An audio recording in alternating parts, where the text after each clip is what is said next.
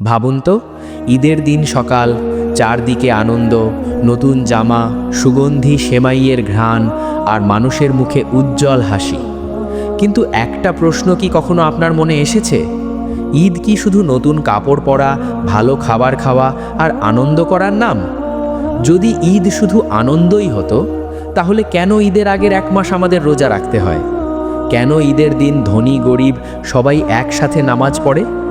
আসলে আমরা অনেকেই ঈদের আনন্দটা দেখি, কিন্তু ঈদের আসল অর্থটা বুঝি না। আজকের এই ভিডিওতে আমরা জানব ঈদ আসলে কি, কেন ঈদ মুসলমানদের জীবনে এত গুরুত্বপূর্ণ, আর কিভাবে ঈদের প্রকৃত আনন্দ পাওয়া যায়। ভিডিওটা শেষ পর্যন্ত দেখুন, কারণ শেষে এমন একটা সত্য জানবেন যা জানলে আপনার কাছে ঈদের অর্থ পুরোপুরি বদলে যাবে। ঈদ শব্দের আসল অর্থ। ঈদ শব্দটি এসেছে আরবি ভাষা থেকে। আরবি ঈদ শব্দের অর্থ হলো বারবার ফিরে আসা আনন্দের দিন, অর্থাৎ একটা এমন দিন যেদিন মানুষ আনন্দ পায় এবং সেই আনন্দ প্রতি বছর আবার ফিরে আসে। তাই মুসলমানদের জীবনে বছরে 2 বার ঈদ আসে। একটি হলো ঈদ উল ফিতর, আরেকটি হলো ঈদ উল আজহা। এই 2টি ঈদ শুধু উৎসব নয়, এগুলো ইসলামের গভীর শিক্ষা বহন করে। ঈদ উল ফিতর কেন আসে? ভাবুন তো, একজন মানুষ টানা 30 দিন ভোর থেকে সূর্যাস্ত পর্যন্ত না খেয়ে থাকে, না পানি না খাবার, শুধু আল্লাহর সন্তুষ্টির জন্য। এটা কি সহজ? না, এটা খুব কঠিন। কিন্তু একজন মুমিন এই কষ্টটুকু সহ্য করে, কারণ সে জানে আল্লাহ তাকে দেখছেন। এই 1 মাসের রোজার পরে আল্লাহ বান্দাকে পুরস্কার দেন, আর সেই পুরস্কারের দিনই হলো ঈদ উল ফিতর। তাই ঈদ উল ফিতর আসলে শুধু আনন্দের দিন নয়, এটা হলো রোজাদারদের পুরস্কারের দিন। ঈদের দিন কেন সবাই একসাথে নামাজ পড়ে? ঈদের সকালটা খুবই সুন্দর। ভোরের আলো, মসজিদের পথে মানুষের ভিড়, সবার গায়ে পরিষ্কার কাপড়, ধনী গরিব, বড় ছোট সবাই একসাথে ঈদের নামাজ পড়ে। এই দৃশ্যটা আমাদের একটা বড় শিক্ষা দেয়।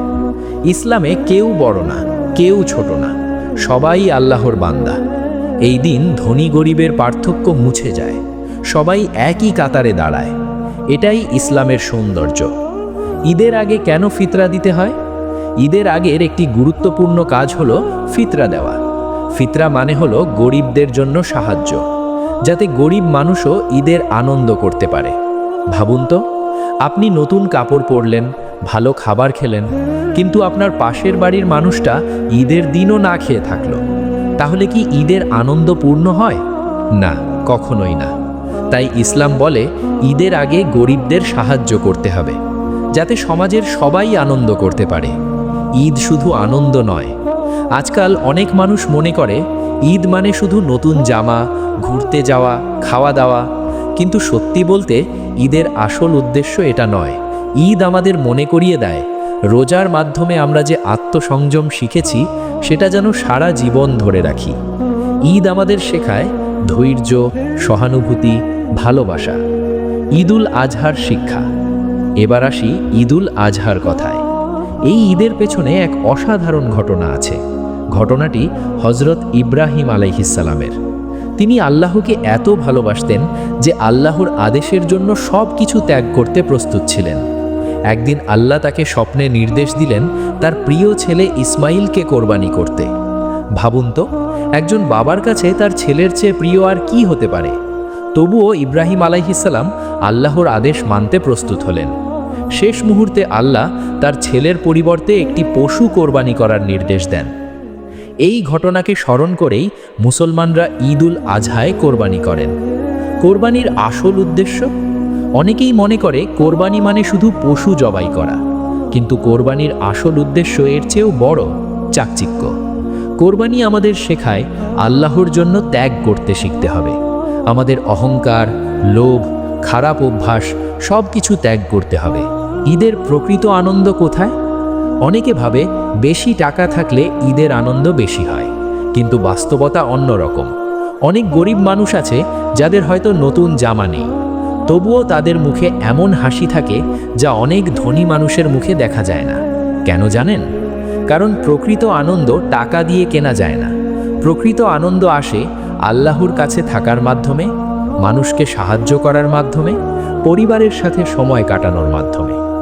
ঈদের দিনে আমাদের কি করা উচিত? ঈদের দিন কিছু সুন্দর আমল আছে। গোসল করা, ভালো কাপড় পরা, সুগন্ধি ব্যবহার করা, ঈদের নামাজ পড়া এবং মানুষের সাথে কোলাকুলি করা। এই ছোট ছোট কাজগুলো ঈদের আনন্দকে আরও সুন্দর করে তোলে। ঈদের বড় শিক্ষা। ঈদ আমাদের জীবনে 3টি বড় শিক্ষা দেয়। প্রথম শিক্ষা আল্লাহর প্রতি কৃতজ্ঞতা, দ্বিতীয় শিক্ষা মানুষের প্রতি ভালোবাসা, আর তৃতীয় শিক্ষা ত্যাগের মনোভাব। যদি এই 3টি জিনিস আমরা জীবনে রাখতে পারি, তাহলেই আমাদের ঈদ সত্যিকারের ঈদ হয়ে যাবে। তাই মনে রাখবেন, ঈদ মানে শুধু নতুন জামা নয়, ঈদ মানে শুধু মিষ্টি খাওয়া নয়, ঈদ মানে শুধু আনন্দও নয়। ঈদ মানে হলো আল্লাহর প্রতি ভালোবাসা, মানুষের প্রতি সহানুভূতি, জোড়াহাত আর নিজের মনকে পরিশুদ্ধ করা। যেদিন একজন মানুষ আল্লাহকে খুশি করতে পারে, সেই দিনই তার জন্য সত্যিকারের ঈদ।